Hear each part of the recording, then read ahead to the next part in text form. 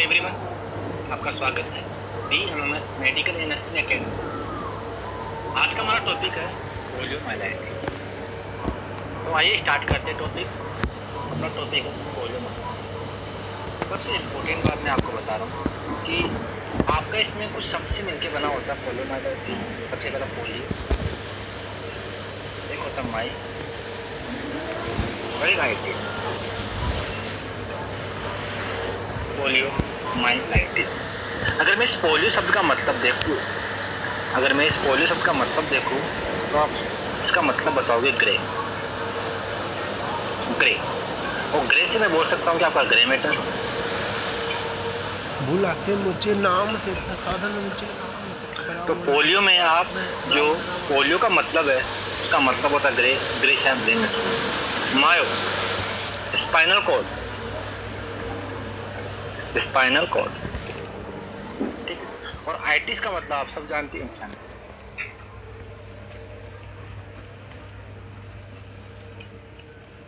तो कहीं ना कहीं अब आपको इसका मतलब समझ में आ गया होगा कि जो पोलियोमाइलाइटिस होता है इसका मतलब क्या होता है। Grey matter of spinal cord में क्या देखने को मिलता है, जो स्पाइनल कॉर्ड का जो ग्रे मैटर होता है इसमें इन्फ्लेमेशन देखने को मिलता है। तो यही क्या कहलाता है आपका पोलियो। तो आप समझ गए होंगे कि पोलियोमाइलाइटिस क्या है। पोलियोमाइलाइटिस एक ऐसी कंडीशन है जिसमें आपका जो स्पाइनल कॉर्ड होता है, इस स्पाइनल कॉर्ड का जो ग्रे मैटर होता है, इस ग्रे मैटर में इन्फ्लेमेशन देखने को मिलता है। आई होप आपको इसका मतलब समझ में आ गया होगा। चलो आगे चलते। अगर मैं कॉजेटिव एजेंट की बात करूं, अगर मैं आपके पोलियोमाइलाइटिस के कॉजेटिव एजेंट की बात करूं तो इसका कॉजेटिव एजेंट होता है पोलियो वायरस।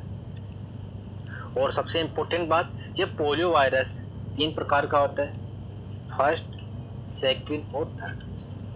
इसका मैं कह सकता हूँ कि polio virus first, polio virus second और पोलियो वायरस थर्ड। तो ये आपके 3 एजेंट होते हैं, पॉजिटिव एजेंट होते हैं जो कि पोलियो कॉज करते हैं। यहाँ पे आपको एक सीरोटाइप्स आ रहा है। सीरोटाइप्स का मतलब होता है कि ये जो पोलियो वायरस फर्स्ट है, पोलियो वायरस सेकंड है, पोलियो वायरस थर्ड है, ये तीनों टाइप तो किसके हैं, पोलियो वायरस के।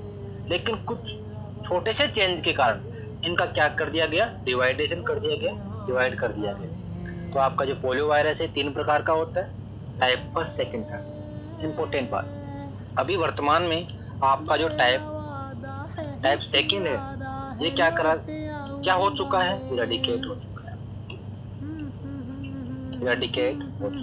अगर आपको पता हो जो पहले जो पोलियो का वैक्सीन चलता था वो ट्राइवेलेंट होता था, और अभी जो वर्तमान में चलता है वो होता है बाइवेलेंट।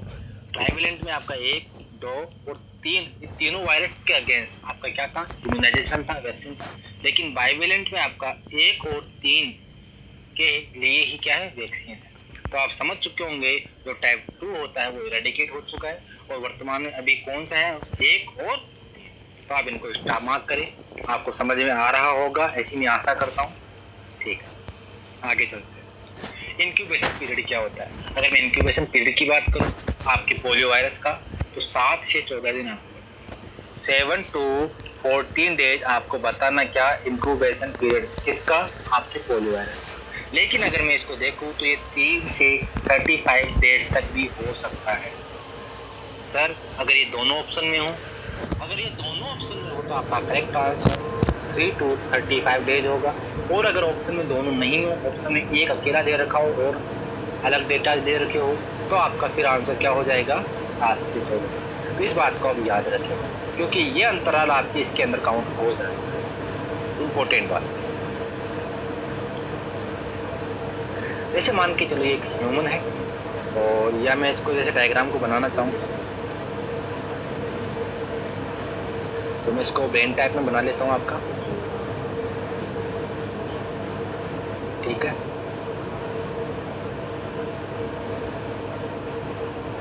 ये एक ह्यूमन बीइंग है, ये ह्यूमन बीइंग का स्पाइनल कॉर्ड है, माना जो उसका स्पाइनल कॉर्ड है। क्या आप कौन से मेडुला देख रहे होंगे, ये ब्रेन हो गया उसका, ठीक है। तो दोस्तों स्पाइनल कॉर्ड से निकलता आपका पेरिफेरल नर्वस सिस्टम, आपका वायरस, आपका पोलियो वायरस क्या हुआ, बॉडी में एंटर हुआ, बॉडी में एंटर हुआ, आपके किससे हो सकता है, रेस्पिरेटरी रूट से हो सकता है, फूड से हो सकता है, कंटामिनेटेड फूड से हो सकता है। तो ये बॉडी में एंटर हुआ, इंटेस्टाइन में गया, इंटेस्टाइन में जाने के बाद में ये आपके नर्व सिस्टम में एंटर किया, और नर्व सिस्टम के जाने के बाद में पेरिफेरल नर्व सिस्टम में सबसे पहले एंटर हुआ, पेरिफेरल नर्व सिस्टम के बाद में आपका स्पाइनल कॉर्ड में एंटर किया, और स्पाइनल कॉर्ड के बाद में आपका ब्रेन कॉर्ड में एंटर किया। तो मैं कह सकता हूँ जो आपका पेशेंट है उसका जो स्पाइनल कॉर्ड है, इसका जो ग्रे मैटर है, इसमें इन्फ्लेमेशन देखने को मिल रहा है, अफेक्ट हो रहा है आपका स्पाइनल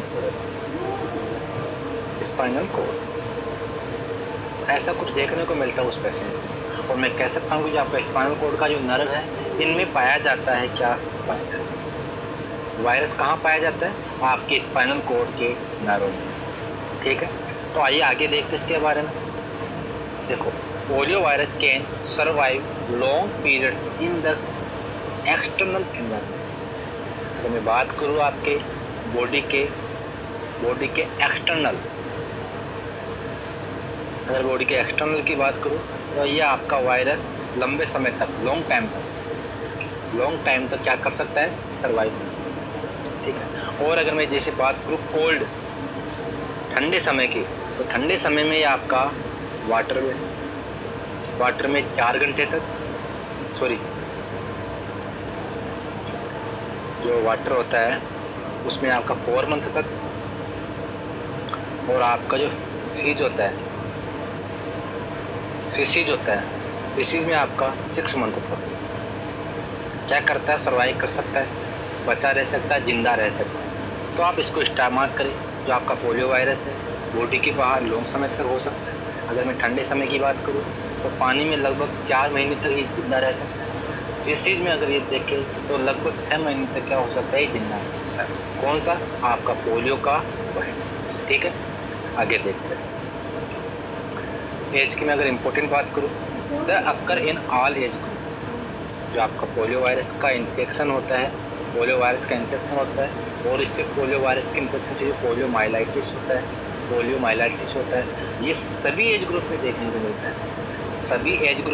को मिलता है, लेकिन इम्पोर्टेंट बात, ये मेनली चिल्ड्रन में देखने को मिलता है, या मेनली जो बच्चे होते हैं, ससेप्टिबल बच्चे बोल सकते हैं, जिनमें इम्यूनिटी का जो लेवल होता है वो कम होता है, तो उनमें ज़्यादा देखने को मिलता है।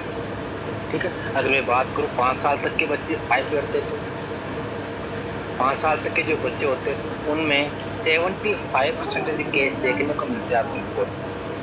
ठीक है, और अगर मैं बोलूँ कि आपका जो 15 साल तक का है, 15 साल तक ये देखने को मिल सकता है लगभग 25% केस। तो आप इनको समझे, जान करें। ठीक है, तो ये आपका ऐसे रिलेटेड टॉपिक हुआ पोलियोमाइलाइटिस के लिए। इन्फेक्शियस मटेरियल क्या क्या हो सकता है, इम्पोर्टेंट बात। जो आपका पोलियो माइलाइटिस होता है वो कैसे फैलता है, फिको ओरल रूट से। जो पोलियो वायरस होता है वो फिको ओरल रूट से फैलता है, जैसे कंटामिनेटेड फूड से, कंटामिनेटेड फूड से हो सकता है, वाटर से हो सकता है, फ्रेश होने गए, अच्छी तरह हाथ नहीं धोए तो उससे भी फैल सकता है आपका कंटामिनेटेड हाथों से, फिंगर से आप बोल के चल सकते हो। तो ये सभी कोज कर सकते, फैला सकते, स्प्रेड कर सकते हैं आपके पोलियो वायरस को, पोलियो माइलाइटिस के। ठीक है, तो यहाँ इंपॉर्टेंट क्या हुआ, feces and oropharyngeal secretion of the infected person। feces and जो oropharyngeal secretion है ये क्या करते हैं, infected person के infective material कहलाते हैं। इम्पोर्टेंट, अगर मैं एक डायग्राम बनाऊँ आपका, जैसे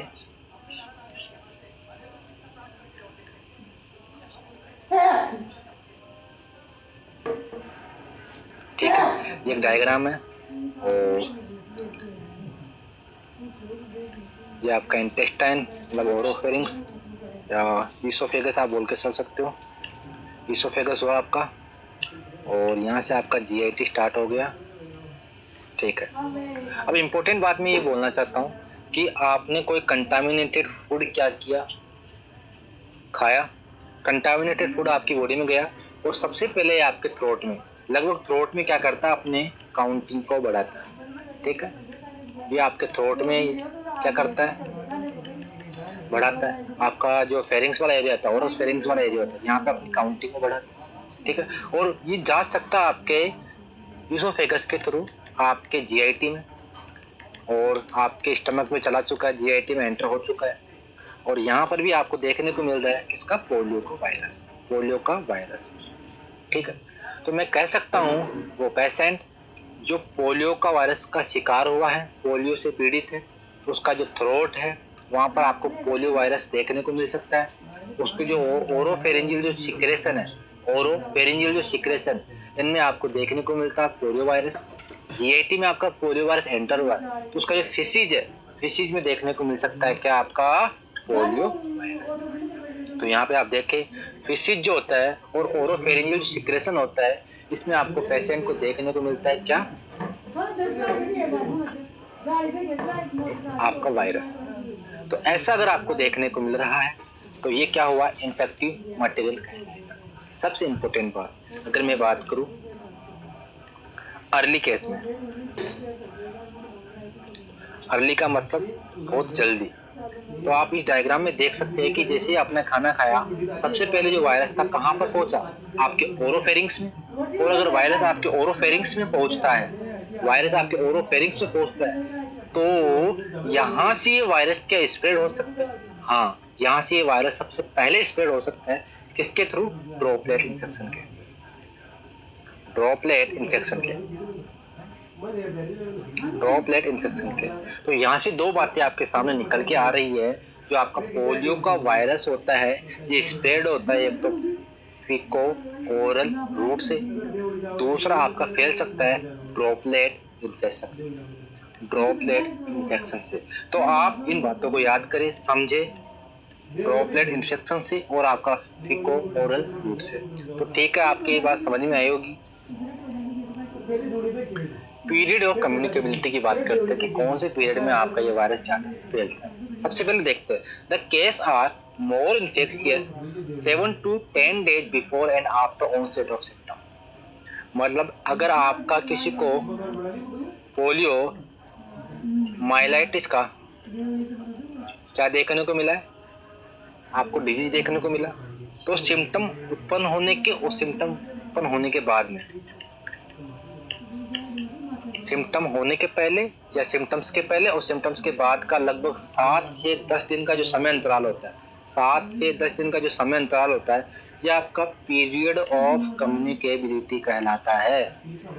7 से 10 दिन बिफोर और 7 से 10 दिन आफ्टर, ये आपका पीरियड ऑफ कम्युनिकेबिलिटी कहलाता है। तो आप इसको याद करें, समझें। ठीक है, मोर इन्फेक्शियस कब होती है, 7 से 10 दिन पहले और बाद में।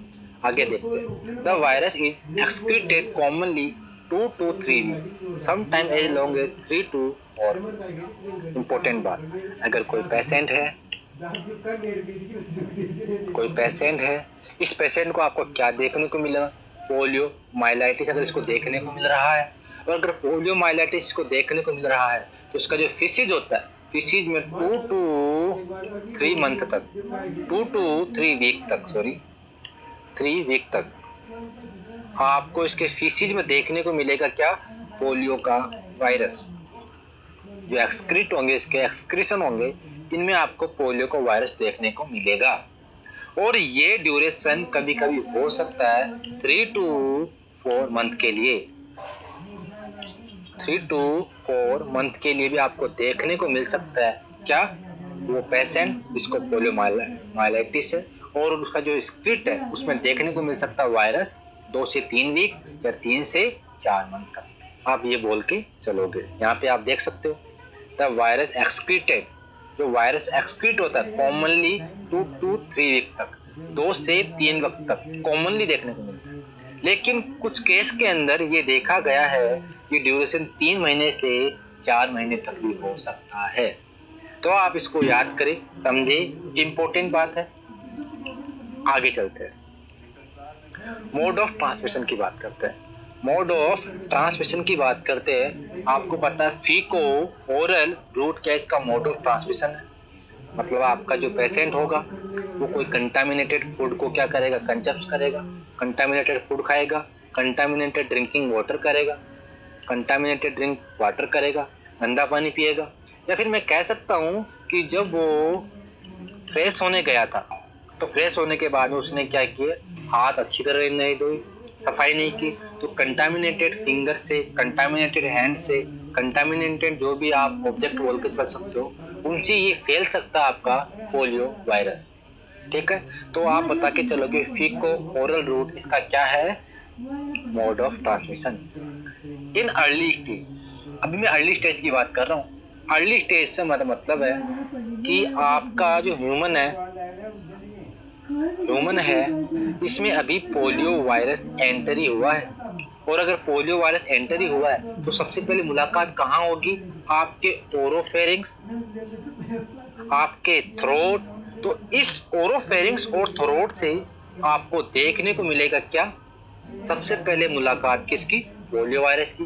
तो अगर मैं अर्ली स्टेज की बात करूं, बहुत जल्दी बात करूं, तो जो आपका इनहेलेशन और एंट्री थ्रू द कंजक्टिवा और droplet respiratory secretion of patient. तो अगर मैं अर्ली कंडीशन की बात करूं तो सीधे शब्दों में अगर मैं बात करूं तो आपका जो ओरोफेरिंक्स होता है ये सबसे पहले मुलाकात करता है आपके पोलियो वायरस से, और जो आपका थ्रोट है ये सबसे पहले मुलाकात करता है पोलियो वायरस से। तो मैं कह सकता हूं कि आपका ओरोफेरिंक्स और आपके थ्रोट, यहाँ पे आपका पोलियो का वायरस क्या करता है, सबसे पहले अपनी ग्रोथ करता होगा। और अगर यहाँ पे आपका पोलियो का वायरस सबसे पहले ग्रोथ कर रहा है तो आप बोलेंगे कि जो ड्रॉपलेट इंफेक्शन होगा या ड्रॉपलेट न्यूक्लियाई होंगे ओरल से या नेजल से निकलने वाले, स्नीजिंग के समय, कफिंग के समय, टॉक करते समय, तो वो क्या करेंगे, स्प्रेड करेंगे किसको, आपके पोलियो वायरस को। यही ये बात या ये लाइन बोलना चाहती है। अर्ली स्टेज की बात कर रहा हूँ मैं, इनहेल करते समय या फिर एंट्री करते समय through conjunctiva of droplet of respiratory secretion of patient. तो रेस्पिरेटरी सिक्रेशन से जो ड्रॉपलेट निकलते हैं ये क्या करेंगे, पोलियो वायरस का स्प्रेड करेंगे अर्ली स्टेज। ठीक है, तो आप इस बात को समझ गए होंगे मेरे हिसाब से।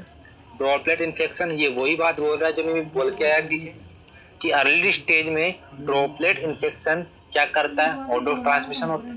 अगर आपको अर्ली पूछे तो आपको बताना है क्या, ड्रॉपलेट इन्फेक्शन। और आपको कॉमन पूछे तो फीको ओरल रूट इसका क्या होता है, मोड ऑफ ट्रांसमिशन। तो आप इन शब्दों को पहचाने, याद करें। आगे देखते हैं क्लिनिकल स्पेक्ट्रम क्या क्या होता है पोलियो माइलाइटिस का।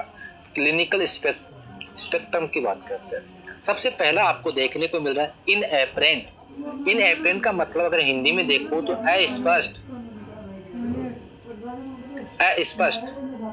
इनएपरेंट इन्फेक्शन या सब क्लिनिकल इन्फेक्शन।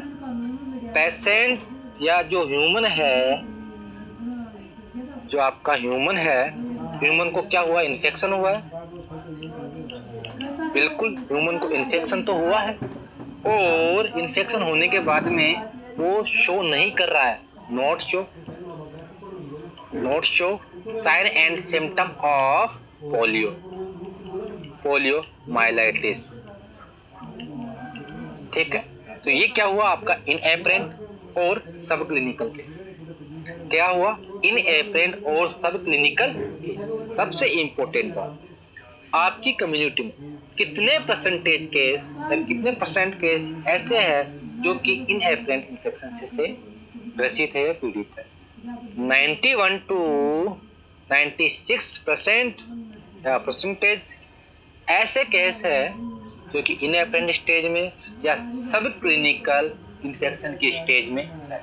तो आपको ये बात समझ में आ गई होगी कि आपकी बॉडी में अगर पोलियो का वायरस जाता है तो वो डिजीज कोज करे या फिर क्लिनिकल डिजीज कोज करे, ये पॉसिबल नहीं। क्लिनिकल डिजीज से मेरा आशय है, मेरा जो मतलब है कि साइन एंड सिम्टम्स को भी शो करे, ऐसा कोई जरूरी नहीं है, क्योंकि 91 से लेकर 96% तक तो आपका क्या होता है, इनएपरेंट और सब क्लिनिकल इन्फेक्शन या केस। आगे देखते हैं अबॉर्टिव पोलियो या माइनर इलनेस। अबॉर्टिव, अगर मैं इसको मतलब हिंदी में देखूं, अबॉर्टिव का मतलब क्या होता है, अबॉर्टिव अधूरा, अधूरा, अधूरा, और अधूरा पोलियो, ऐसा पोलियो जो भी अधूरा ही, जो कि अभी अपनी जो मैक्सिमम लेवल होता है वहां तक पहुंचा ही नहीं। तो अबॉर्टिव पोलियो है, जिसको माइनर इलनेस बोल सकता हूँ। एक ऐसी कंडीशन जो अभी अधूरी है या अधूरा इन्फेक्शन है, तो मैं क्या ये बोल सकता हूँ कि वो ज्यादा की खतरनाक होगी? बिल्कुल भी नहीं, क्योंकि वो तो अभी अधूरी है, खतरनाक कैसे हो सकती है? तो इसीलिए दोस्तों जो अबॉर्टिव होता है उसका जो ट्रीटमेंट होता है ये क्या होता है, वो फास्ट होता है, जल्दी ठीक हो जाती है, क्विक ठीक हो जाती है। नॉन पैरालाइटिक पोलियो, ऐसा पोलियो जिसमें आपको साइन एंड सिम्टम तो शो कर रहे हैं लेकिन किसी प्रकार का कोई पैरालाइटिक नहीं है। और यहाँ पे आपका पैरालाइसिस देखने को मिलता polio less than 1% case, less than 1% case में, मैं बोल सकता हूँ 0.5% केस में आपका क्या देखने को मिलेगा, पैरालाइसिस देखने को मिलेगा।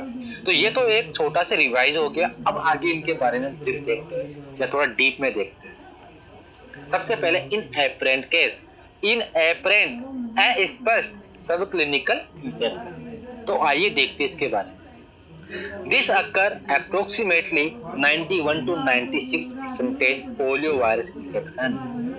लगभग 91 से 96 या 96% तक आपको कौन से केस देखने को मिलेंगे, इन एपरेंट केस देखने को मिलेंगे जो कि सब क्लिनिकल केस में होंगे।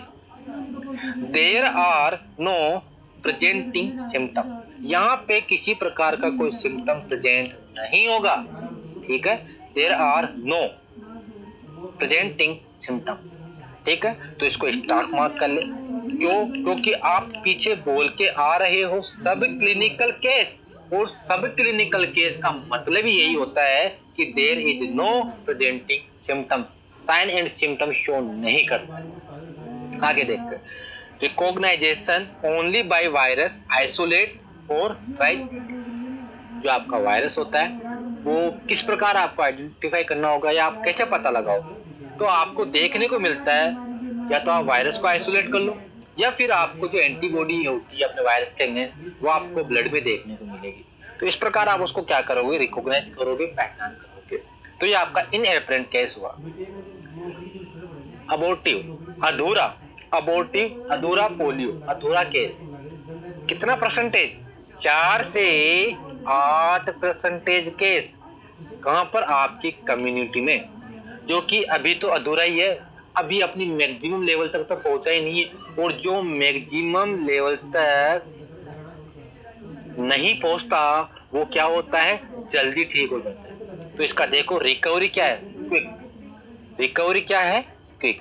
तो आपके मैं 2 चीज पढ़ा चुका हूँ, इनएपरेंट और अबॉर्टिव पोलियो या माइनर इलनेस। अगर मैं अबॉर्टिव पोलियो की बात करूँ, अधूरा पोलियो की बात करूँ, तो इसका जो रिकवरी होती है, रिकवरी प्रोसेस होता है वो क्विक होता है, ठीक है। रिकॉग्नाइजेशन बाय वायरस आइसोलेशन और राइजिंग एंटीबॉडी, ये भी उसी प्रकार रिकॉग्नाइजेशन किया जाता है, इसको पहचाना जाता है। इस प्रकार आप इनएपरेंट या सब क्लिनिकल इन्फेक्शन को पढ़ के आ रहे थे, वायरस को आइसोलेशन बोल के चल सकते हो। या आप एंटीबॉडी बढ़ रही है किसके अगेंस्ट, आपके पोलियो वायरस के अगेंस्ट। जैसे पोलियो वायरस आपकी बॉडी में एंटर किया, आपकी बॉडी ने क्या किया, एंटीबॉडी फॉर्म किया, एंटीबॉडी फॉर्म किया, एंटीबॉडी बनाए किसके अगेंस्ट, आपके पोलियो वायरस के अगेंस्ट, ठीक है। तो इस एंटीबॉडी को देखना, इस एंटीबॉडी को पहचानना क्या कहलाता है, रिकॉग्नाइजेशन कहलाता है। या फिर आप डायरेक्ट वायरस को ही आइसोलेट कर लो, आप ब्लड में से पोलियो वायरस को आइसोलेट कर लो, ये क्या होगा आपका रिकॉग्नाइजेशन। आगे चलते हैं। नॉन पैरालाइटिक पोलियो, ऐसा पोलियो जिसमें पैरालाइटिक सिम्टम्स नहीं होते, पैरालाइसिस नहीं होता। और अगर उसमें पैरालाइसिस नहीं होगा तो क्या देखने को मिलेगा, just flu like symptom. Flu like symptom आप उसको में देख सकते हो, फ्लू लाइक सिम्टम देखने को मिल सकता है। कितने परसेंट केस में ये देखने को मिलता है, ओनली 1% केस में आपको देखने को मिलेगा। कौन सा, नॉन पैरालाइटिक पोलियो, जिसमें आपका पैरालाइसिस नहीं देखने को मिलेगा, बट साइन एंड सिम्टम को क्या करेगा, शो करेगा। मतलब पोलियो के साइन एंड सिम्टम तो शो करेंगे लेकिन उसमें पैरालाइसिस देखने को नहीं मिलेगा। अगर मैं इसका इंसिडेंस बोलूं तो 1% केस क्या होंगे इसके इंसिडेंस, स्टिफनेस एंड पेन देखने को मिलेगा नेक एंड, जो आपका पेशेंट है उसकी नेक में या मैं कह सकता हूँ कि बैक में, इनमें स्टिफनेस देखने को मिलेगी, स्टिफनेस देखने को मिलेगी। सर कैसे देखने को मिलेगी, तो मैं आपको बता देता हूँ इसके बारे में। देखो ये ह्यूमन है, ये उसका स्पाइनल कोड है, और ये आप पेरिफेरल नर्व सिस्टम बोल के चलोगे।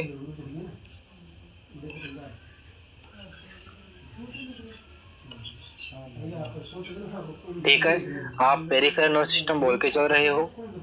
आपका वायरस स्पाइनल कोड में आ चुका है, और इम्पोर्टेंट बात, आपका वायरस स्पाइनल कोड में आ चुका है, और स्पाइनल कोड किससे मिलके बनी होती है? न्यूरॉन। किससे मिलके बनी होती है? न्यूरॉन से। तो आपका न्यूरॉन में आपका वायरस आ चुका है, और न्यूरॉन का एक सेल है, एक कोशिका है, ठीक है, और इस सेल में प्रेजेंट है आपका वायरस। इस सेल में प्रेजेंट है आपका कौन सा वायरस? पोलियो का वायरस। अब आपकी बॉडी क्या करेगी? आपकी बॉडी तो हर भी जो भी आपका एंटीजन होता है उसके अगेंस्ट एंटीबॉडी देती है, या आपको प्रोटेक्ट करती है, सेल मीडिएटेड इम्यूनिटी हो सकती है। आपके न्यूरॉन में वायरस प्रेजेंट है, तो आपका जो न्यूरॉन है, इस न्यूरॉन में वायरस प्रेजेंट है, और ये वायरस का फोटो मैं बना रहा हूं, आप वायरस देख सकते हो। अगर इस न्यूरॉन में वायरस प्रेजेंट है, तो आपकी बॉडी क्या करेगी? इस वायरस को तो एंटीजन बोलेगी, आपकी बॉडी इस वायरस को मारने की कोशिश करेगी, इस वायरस को डिस्ट्रॉय करेगी, और वायरस को डिस्ट्रॉय करने के चक्कर में ये आपके न्यूरॉन को ही क्या कर देगी? डिस्ट्रॉय कर देगी। आपके इस नर्व सेल को ही क्या कर देगी? डिस्ट्रॉय कर देगी। तो मैं कह सकता हूं जो आपका स्पाइनल कोड है, इस स्पाइनल कोड का जो नर्व है, इस नर्व में आपको क्या देखने को मिलेगा? इस नर्व में आपको क्या देखने को मिलेगा? आपकी ऑटो इम्यून पावर के कारण नर्व सेल का डिस्ट्रक्शन देखने को मिलेगा। और अगर नर्व सेल का डिस्ट्रक्शन देखने को मिलेगा, जैसे मान के चलो ये नर्व कट गई, ये नर्व थोड़ी खराब हो गई, तो ये नर्व अगर खराब हो गई तो जो यहाँ पे ऑर्गन था वो क्या होगा? आपके ब्रेन के अटैच में था पहले, अब आपका ब्रेन का इनका कोई कंट्रोल नहीं होगा। अगर यहाँ का नर्व डैमेज हो चुका है, तो अब इस ऑर्गन पर आपका ब्रेन का कोई कंट्रोल नहीं है, ठीक है। तो इस कंडीशन या ये कंडीशन आपकी पोलियो वायरस के कारण हो रही है। और पोलियो वायरस कहाँ प्रेजेंट था? न्यूरॉन में प्रेजेंट था, और न्यूरॉन को आपकी बॉडी ने क्या कर दिया? डिस्टर्ब कर दिया, तोड़ दिया, खराब कर दिया। क्यों कर दिया? क्योंकि आपकी बॉडी का जो इम्यून सिस्टम है, आपकी बॉडी का जो इम्यून सिस्टम है वो क्या करता है? किसी भी एंटीजन को आपकी बॉडी में आने के बाद भी उसको डिस्ट्रॉय करता है, ठीक है, उसको फॉरेन बॉडी मानकर उसको क्या कर देता है? डिस्ट्रॉय कर देता है। तो इस प्रकार आपका यहाँ का न्यूरॉन डैमेज देखने को मिलेगा। अगर मैं एक शॉर्ट एंड स्वीट डायग्राम बनाऊं, तो आप देख सकते हो ये डायग्राम शॉर्ट एंड स्वीट है, ठीक है। और आप इसमें क्या देख पा रहे हो? आप इसमें देख पा रहे हो जो आपका ब्रेन, जैसे मान के चलो मैं यहाँ पे लोअर लिम्ब डाल देता हूँ, ये लोअर लिम्ब है, ठीक है। अब यहाँ पे एक न्यूरॉन था, वो क्या लेके आ रहा था? सिग्नल लेके आ रहा था, ठीक है, सिग्नल लेके आ रहा था। अब क्या देखने को मिला? यहाँ के न्यूरॉन डैमेज हो चुके हैं, यहाँ के न्यूरॉन डैमेज हो चुके। क्या हो गया? डैमेज हो गए। और अगर यहाँ के न्यूरॉन डैमेज हो चुके हैं, तो मुझे एक चीज बताओ, जो आपका सिग्नल था ब्रेन से, कोई भी सिग्नल आपके पैर तक जाना था, लेकिन अब नहीं जा पा रहा। अब ये सिग्नल नहीं जा पा रहा है, और अगर ये सिग्नल नहीं जा पा रहा है, तो आपके ब्रेन का जो कंट्रोल था आपके लेग के ऊपर या लोअर लिम्ब के ऊपर, वो क्या हो गया? समाप्त हो गया। अगर वो समाप्त हो गया, तो आप कह सकते हो कि इसमें पैरालिसिस देखने को मिल सकता है। कैसे? जैसे ये आपका पैर है, काफी समय तक सिग्नल नहीं आए क्योंकि यहाँ पे क्या हो चुका था, डिस्ट्रक्शन हो चुका था। काफी समय तक सिग्नल नहीं आए, और क्यों नहीं आए? क्योंकि यहाँ पे क्या देखने को मिल रहा था आपको, डिस्ट्रक्शन देखने को मिल रहा था। क्यों देखने को मिल रहा था? क्योंकि पोलियो का जो वायरस है वो आपके नर्व सेल में प्रेजेंट था, और आपकी बॉडी का जो इम्यून सिस्टम होता है उसने सेल को भी क्या कर दिया, डैमेज कर दिया, सेल को भी नष्ट कर दिया। तो काफी दिनों तक देखा गया है कि इस पैर में क्या नहीं आ रहा, सिग्नल नहीं आ रहा। और कभी कभी आपने देखा होगा जो आपकी बॉडी में काम की नहीं होती है उससे ध्यान हटा लिया जाता है।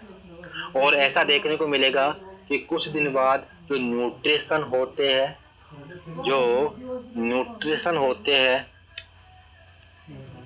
न्यूट्रिशन आप बोल के चल सकते हो, ब्लड का सप्लाई आप बोल के चल सकते हो, इस लोअर लिम्ब को जो होने वाली थी वो अब क्या हो जाएगी, धीरे धीरे कम हो जाएगी। और अगर धीरे धीरे इस पैर का ब्लड सप्लाई बोल के चल सकते हो, न्यूट्रिशन सप्लाई बोल के चल सकते हो, अगर धीरे धीरे कम हो रहा है तो आपको मसल्स में क्या देखने को मिलेगी, एट्रोफी देखने को मिलेगी।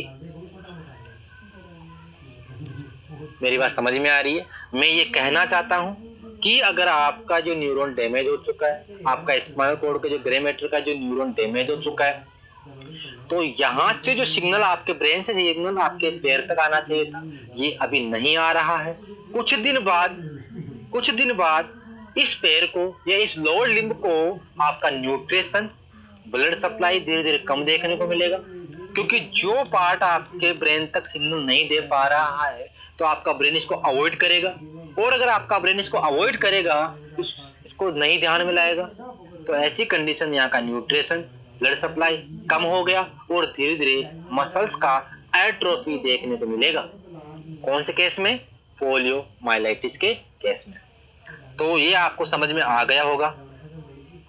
स्टिफनेस देखने को मिलती है, पेन इन नेक देखने को मिलता है। इम्पोर्टेंट बात है। अगर मैं अर्ली स्टेज की बात करूं, अर्ली स्टेज का मेरा मतलब है कि बिफोर पैरालिसिस से पहले। अगर मैं पैरालिसिस से पहले की बात करूं तो आपकी जो मसल्स है,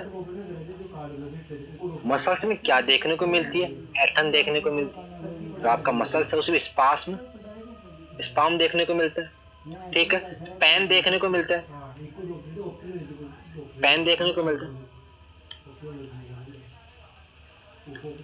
क्यों? क्योंकि इस समय इस बॉडी को तो न्यूट्रिशन सप्लाई हो रहा है, इस पार्ट को न्यूट्रिशन सप्लाई हो रहा है, लेकिन पैरालिसिस की जब कंडीशन आएगी जो हम आगे पढ़ेंगे, उस कंडीशन में सप्लाई नहीं होगा। तो जब सप्लाई होता है और ब्रेन को सिग्नल नहीं जा रहा है, तो उस कंडीशन में यहाँ क्या देखने को मिलेगा, आपको स्पाम देखने को मिलेगा और पेन देखने को मिलेगा।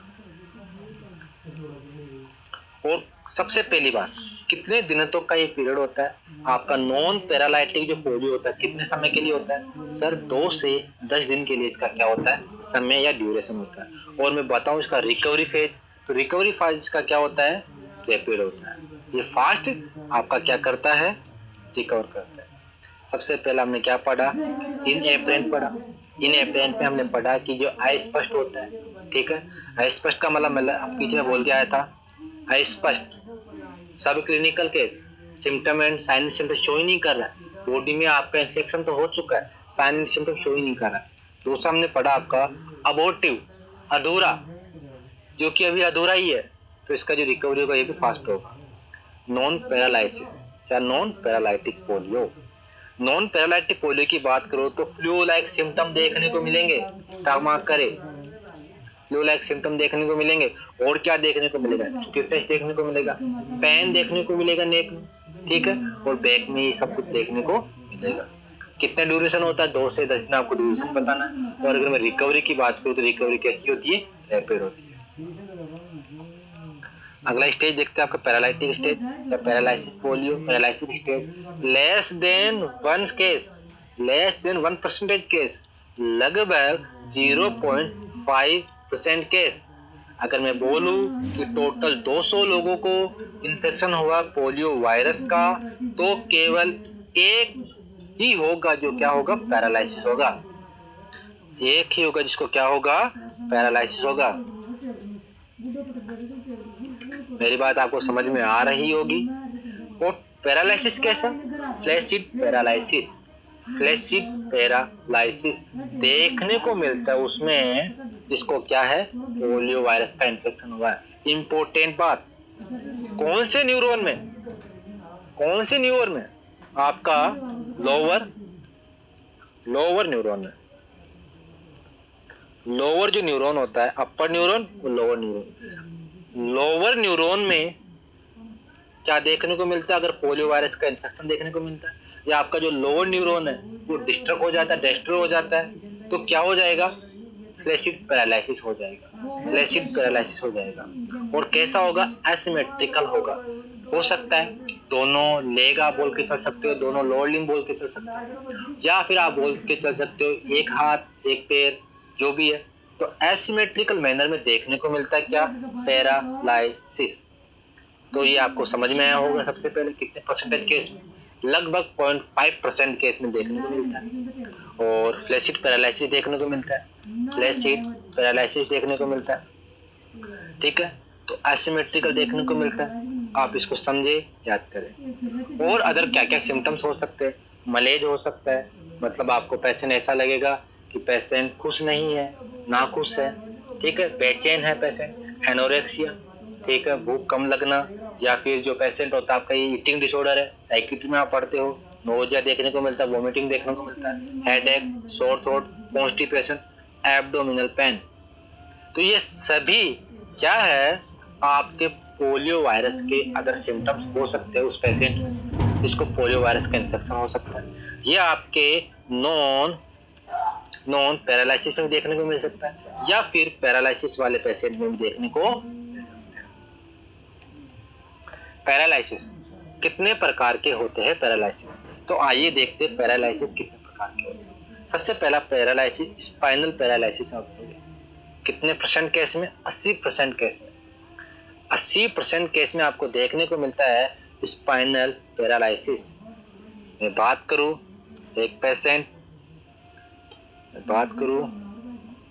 एक पेशेंट इसको कि क्या है, पैरालिसिस हुआ है, तो हो सकता है इसको चारों हाथ पैरों में, आर्म में आपके बोल के चलो, या लेग में आप बोल के चलो। अगर हाथ और पैरों में देखने को मिलता है तो उसको बोलते हैं आपका स्पाइनल पैरालिसिस। इंपॉर्टेंट मार्क करें। अगर पैरालिसिस आपके आर्म में देखने को मिलता है, आपके लोअर लिम्ब में देखने को मिलता है, लेग में देखने को मिलता है, तो वो क्या कहलाएगा, आपका spinal paralysis. Code paralysis in arm and leg. आपके आर्म में और लेग्स में देखने को मिलता है क्या, paralysis.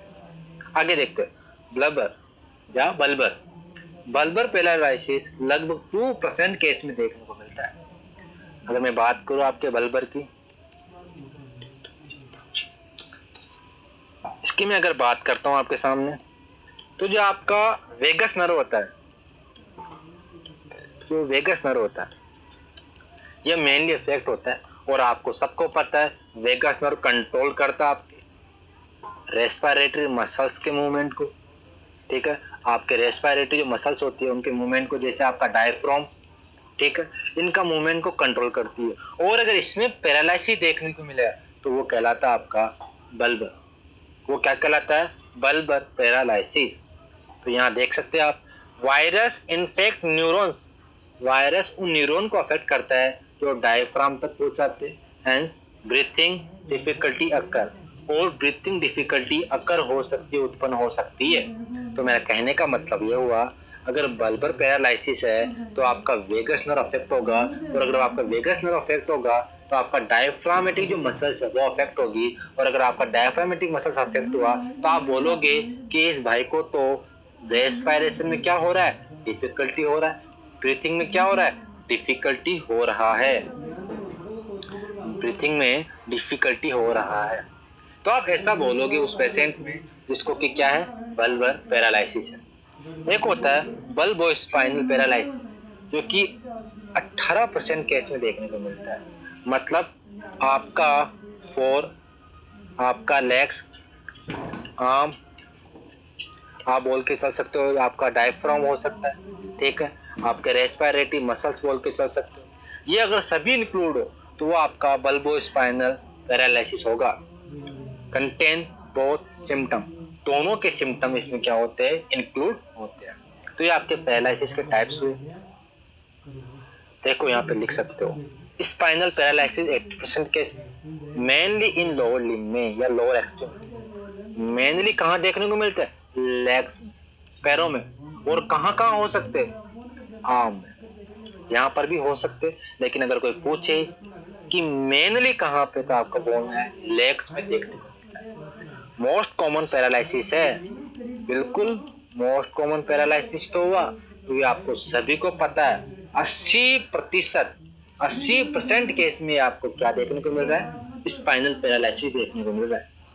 Lower motor neuron, lower motor neuron क्या होता है, अफेक्ट होता है। और अगर लोअर मोटर न्यूरॉन अफेक्ट होता है तो इसकी वजह से आपको क्या देखने को मिलता है, स्पास्टिक फ्लैसिड पैरालिसिस। सर ये फ्लैसिड पैरालिसिस हमारे समझ में नहीं आया, तो आइए एक बार इसके बारे में बताता हूँ। पैरालिसिस मैं बोलूं, एक होता आपका फ्लैसिड, एक होता आपका स्पास्टिक। अगर फ्लैसिड पैरालिसिस में बात करूं तो यहाँ पे अफेक्ट होता आपका लोअर मोटर न्यूरॉन, यहाँ पे अफेक्ट होता आपका अपर मोटर न्यूरॉन, ठीक है। फ्लैसिड का मतलब होता है बिल्कुल ढीला, ऐसी मसल्स जिनमें किसी प्रकार का टोन नहीं है, मसल्स में टोन नहीं है और वो पैरालाइटिक है। लेकिन अगर मैं स्पास्टिक पैरालिसिस की बात करूं तो यहाँ पे टोन तो प्रेजेंट होता है, और टोन होते हुए भी वो मसल्स क्या होती है, पैरालिसिस होती है। टोन होते हुए भी वो मसल्स क्या होती है, पैरालाइटिक होती है। उसको बोलते हैं आपका स्पास्टिक पैरालिसिस। लेकिन अगर मैं पोलियो की बात करूं तो फ्लैसिड पैरालिसिस देखने को मिलता है। क्यों? क्योंकि आपका लोअर मोटर न्यूरॉन अफेक्ट होता है। और आप सब जानते हो, आप अच्छे बच्चे हो, आपने लोअर मोटर न्यूरॉन पढ़ रखा है, ठीक है। Severe quadriplegia paralysis of trunk, abdominal and throat muscles. Severe quadriplegia paralysis देखने को मिल सकता है, मतलब आपका लोअर लिम्ब हो सकता है, अपर लिम्ब हो सकता है। इनमें क्या देखने को मिलेगा, आपको पैरालिसिस देखने को मिलेगा। डिसेंडिंग मैनर में देखने को मिलेगा। कैसे? सबसे पहले हिप का मसल होगा, हिप पार्ट का आपको मसल्स क्या देखने को मिलेगा, पैरालिसिस देखने को मिलेगा। फिर नी, घुटनों का जो मसल्स है उसमें पैरालिसिस देखने को मिलेगा। और लास्ट में देखने को मिलेगा आपको फुट, पैरों का मसल्स पैरालिसिस। मतलब अगर मैं बात करूं, ठीक है, सबसे पहले जो देखने को मिलेगा वो हिप वाले हिस्से का देखने को मिलेगा। फिर आपको घुटने वाले एरिया का पैरालिसिस देखने को मिलेगा। फिर आपको देखने को मिलेगा फुट वाले हिस्से का पैरालिसिस। तो ये डिसेंडिंग मैनर में है। एक होता आपका असेंडिंग मैनर, एक होता आपका डिसेंडिंग मैनर। आरोही, अवरोही, ठीक है, मतलब ज्यादा से कम की ओर, तो यह आपका क्या है, डिसेंडिंग मैनर है। तो डिसेंडिंग मैनर में क्या देखने को मिलेगा, पैरालिसिस देखने को मिलेगा। सबसे पहले हिप का मसल, फिर नी का मसल, फिर फुट का मसल्स देखने को मिलेगा। तो ये आपका स्पाइनल पैरालिसिस हुआ, जो कि 80% केस में देखने को मिलता है, ठीक है। और इसमें और क्या क्या इन्वॉल्व होता है, आपका शोल्डर होता है, आर्म होता है, फोर आर्म होता है, और आपका थंब का मसल इन्वॉल्व होता है। आपका अपर लिम्ब का एरिया आप बोल के चलोगे। बल्बर आपका 2% होता है, इसमें अपर बॉडी पार्ट आप बोल के चलोगे। क्रेनियल नर्व में लीजन्स होता है, और मोस्ट कॉमन किसमें, वेगस नर्व में, जो कि आपकी किसको, डायफ्राम को नर्व सप्लाई देती है। और इससे क्या होगा, ब्रीथिंग में प्रॉब्लम देखने को मिलेगा, रेस्पिरेटरी डिफिकल्टी देखने को मिलेगी, रेस्पिरेटरी डिफिकल्टी देखने को मिलेगी उस पेशेंट में जिसको बल्बर पैरालिसिस हुआ है। एक होता है आपका बल्बो, इसमें आपको होर्सनेस ऑफ वॉइस, जो आपका होर्सनेस ऑफ वॉइस है, साउंड ऐसे देखने को मिलेगा जैसे होर्सनेस हो, ठीक है। नेजल रिगर्जिटेशन, रिगर्जिटेशन देखने को मिलेगा, ठीक है। डिस्पनिया और डिस्फेजिया देखने को मिलेगा। एक होता है आपका बल्बो स्पाइनल, दोनों का इंक्लूड ही आपका क्या कहलाएगा, बल्बो स्पाइनल। आप भी पढ़ चुके हो, इसके बारे में ज्यादा मैं नहीं बता पाऊंगा। प्रिवेंशन क्या क्या हो सकता है, इंपॉर्टेंट बात, अगर मैं आपको देखूं, आपको पहचानूं, तो आपने देखा होगा एक होता है आपका ओपीवी, एक होता है आपका आईपीवी।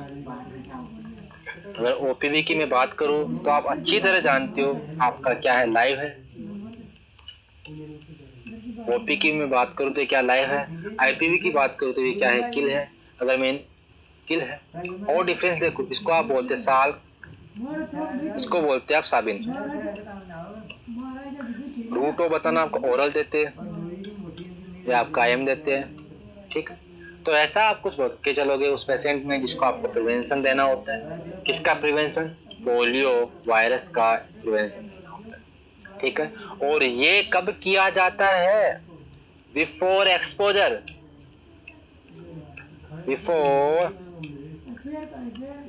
बिफोर एक्सपोजर, एक्सपोज होने से पहले किया जाता है। क्योंकि आपने रेबीज पढ़ा होगा, रेबीज में एक्सपोज होने के बाद में आप क्या करते थे, आप वैक्सीन दे रहे थे, रेबीज का वैक्सीन दे रहे थे। यहाँ पर आपको एक्सपोज होने से पहले देना होता है, ठीक है। आपने पोलियो की ड्रॉप के बारे में सुना होगा, आप अच्छे बच्चे हो, आपने ये ड्यूटी की भी है, 75 रुपये शायद आपने कमाए हैं। तो ये आपका पोलियो था, पोलियो का इन्फेक्शन था। यहाँ पर मैं आपको बोल के चल चुका हूँ पोलियो माइलाइटिस। पोलियो का मतलब क्या होता है, आपने देखा ग्रे मैटर, और ये ग्रे मैटर किसका, स्पाइनल कॉर्ड का ग्रे मैटर। इसमें इन्फ्लेमेशन देखने को मिल रहा था। इन्फ्लेमेशन क्यों देखने को मिल रहा था, क्योंकि यहाँ पे पोलियो का वायरस था। तो पोलियो का वायरस एक एजेंट है, एक पॉजिटिव एजेंट है, एक एंटीजन है। आपकी बॉडी ने इसको पहचाना और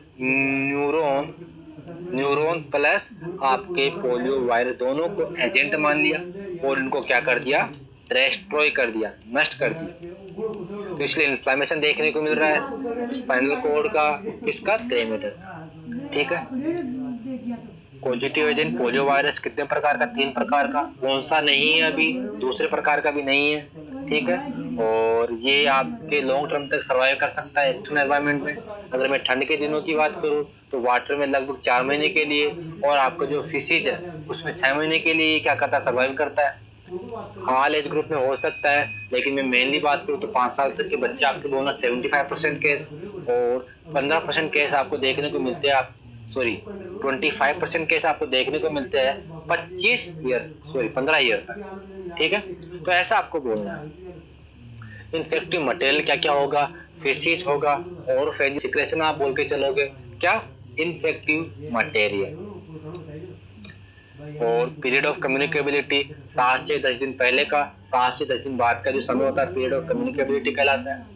अगर मैं एक पेशेंट की बात करूं या एक ऐसे सब क्लिनिकल केस की बात करूं जो कि आपका पोलियो से उसको क्या हुआ, इन्फेक्शन हो गया है, तो 2 से 3 वीक तक तो उसके जो फिशिज होता है उसमें आपको देखने को मिलेगा क्या, पोलियो वायरस। हो सकता है ये ड्यूरेशन कभी कभी ज्यादा भी हो जाए, 3 से 4 महीने तक। मोड ऑफ ट्रांसमिशन की बात करें, फीको ओरल रूट आपका इसका क्या होगा, most common mode of transmission होगा, most common mode of transmission होगा फीको ओरल रूट। लेकिन अर्ली स्टेज की बात करें, अभी वायरस जो पोलियो वायरस है आपके ओरल के थ्रू कहाँ पहुंचा, और आपके ओरल के थ्रू कहाँ पहुंचा, फेरिंक्स से पहुंचा, आपके ओरल के थ्रू ओरोफेरिंक्स से पहुंचा, यहाँ पे ग्रोथ कर रहा है। तो सबसे पहले जो फेरिंक्स होगा आपका, ओरोफेरिंक्स होगा, यहाँ के जो ड्रॉपलेट्स होंगे ये क्या होंगे, स्प्रेड करेंगे। अर्ली केस की बता रहा हूँ, आपका अर्ली केस की बता रहा हूँ, जो ओरोफेरिंजियल सिक्रेशन होंगे ये ड्रॉपलेट इन्फेक्शन के रूप में क्या होंगे, स्प्रेड करेंगे। और अगर ये स्प्रेड करेंगे, मैं बोलता हूँ अर्ली केस में आपका ड्रॉपलेट इन्फेक्शन क्या हो गया, मोड ऑफ ट्रांसमिशन हो गया।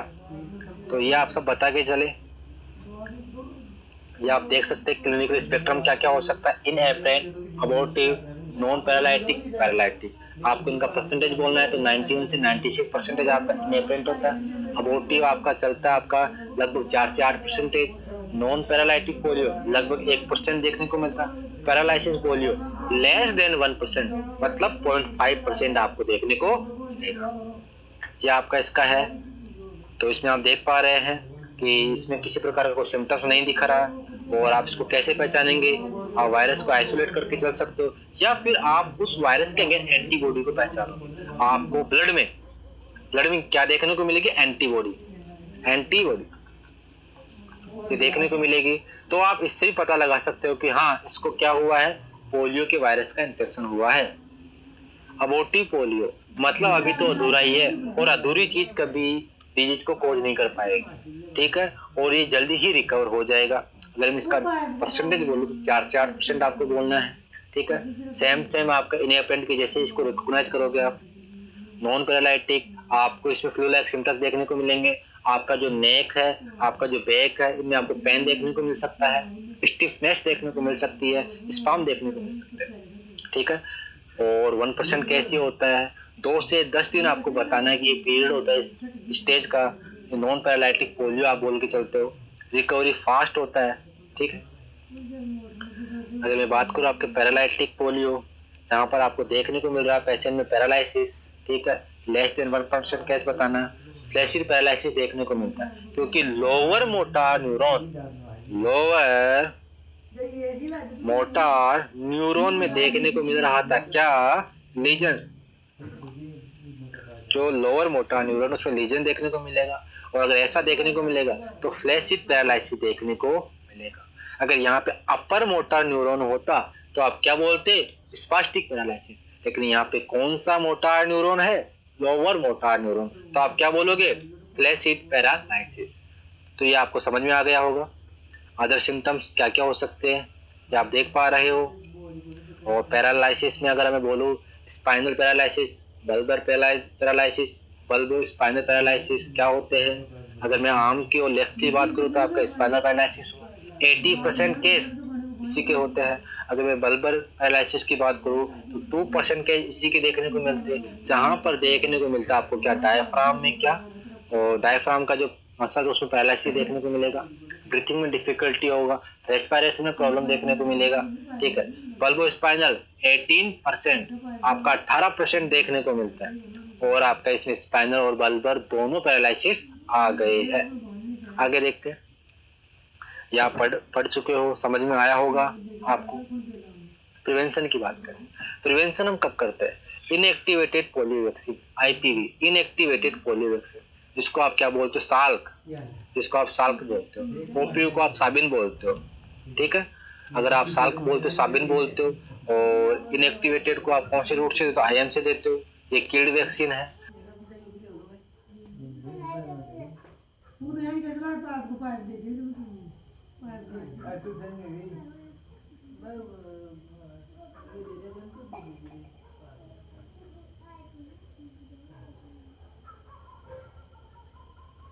देखेंगे TV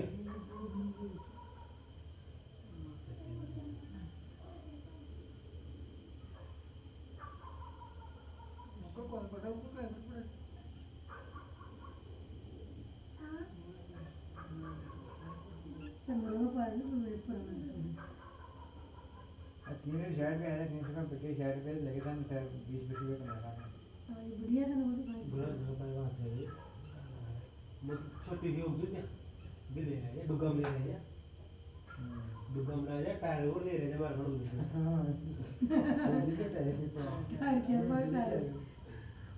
OPV, oral polio virus, oral route से देते हो। साबिन इसको बोलते हो, लाइव अटेन्यूएटेड वैक्सीन होती है।